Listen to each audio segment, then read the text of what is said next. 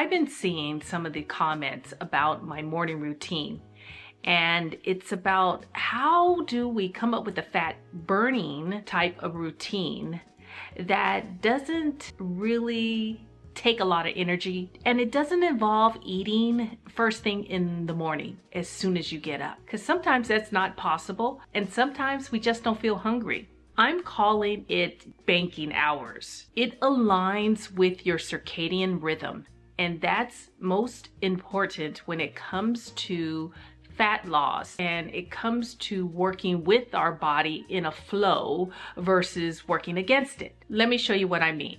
Banking hours means honoring your natural body clock, like fasting overnight, then breaking your fast when the hunger naturally kicks in.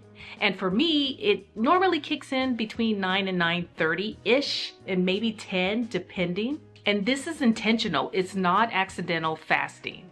This is something that it just naturally flows into intermittent fasting, where your body is getting a break from all the digestion, and it takes a lot of energy for the body to digest food. And when you're digesting constantly, snacking and eating in between the meal times, then you're not giving yourself a break. And then the body can't recover long enough so it can start burning the fat storage that we already have, especially in our bellies. Time restricted eating, TRE, is research backed up, and it helps with active earlier hours. It actually helps metabolic health, but only if it's aligned with your circadian rhythm. Eating late in the evening reverses the benefits of these baking hours, the TRE. Just remember, you're eating in daylight hours, and this is the type of studying that I've been doing to really figure out what is better for us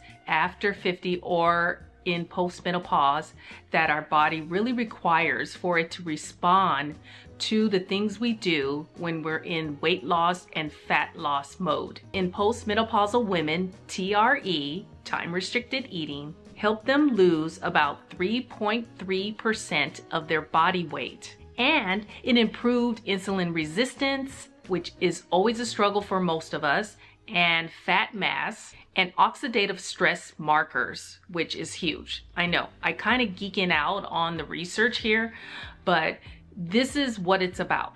And we want to figure out how we can just live our lives without feeling like we have to constantly work at it just to maintain our weight or to lose the weight or fat loss, and the recomposition of our body mass, that it turns into losing inches. And that's all we really want at the end of the day.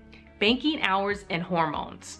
Fasting until you have natural hunger around 9:30 a.m. can align with the meals, with stress and our metabolic hormones that really start to kick up havoc first thing waking us up, which is a cortisol. And these hormones peak at this time in the morning. Human bodies are best aligned with the circadian rhythm, and that's the best time to metabolize during the daylight hours. So snacking and eating in the later hours is misaligned with our regular routine. So therefore, that is when we will store the extra fat. Banking hours meets fasting plus movement.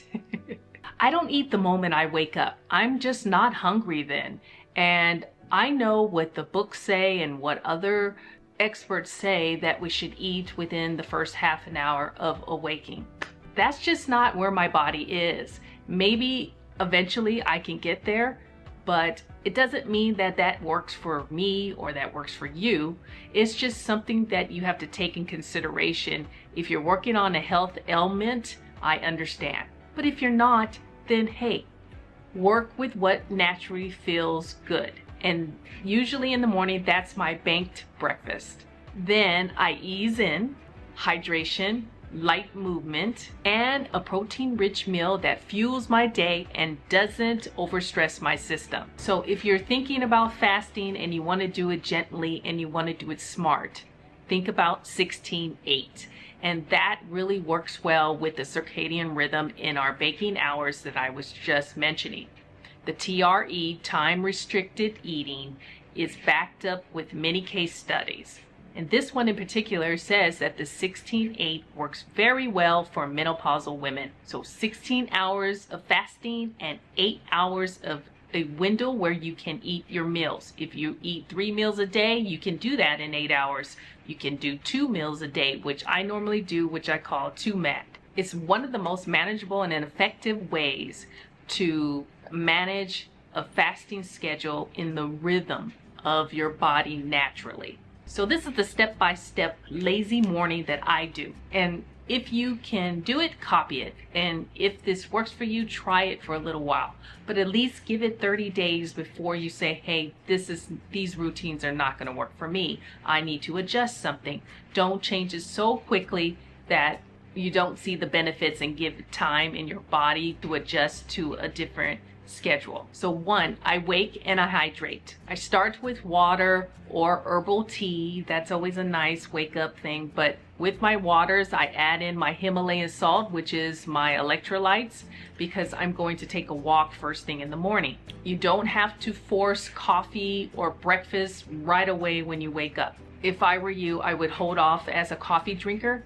Hold off a little bit later in the mornings before you rush and get that caffeine hit, which also is spiking up your blood levels, and you already have the cortisol levels that woke you up in the first place, so you need to give it time to settle back down. Number 2, journal or stretch lightly. Something gentle that feels good for your body. For me, it's usually stretching, but with the walk I'm doing anyway, I stretch before I go on the walk. And that is my walking meditation where I have prayer, I speak with God. So one of those things, I'm getting it in because that's calming things down and keeping things even keel before I actually come back to eat.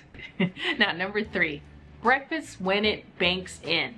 Let your hunger be the cue, as mentioned. This usually happens, again, between 9:30 and 10:30 or 11 if I push it. And this is something you want to keep in the flow of step 3.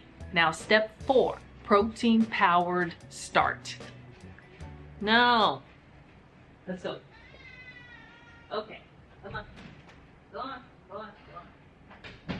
Prioritize the protein and make a kick butt type of meal that's large, that keeps you satiated for the next 4 to 5 hours.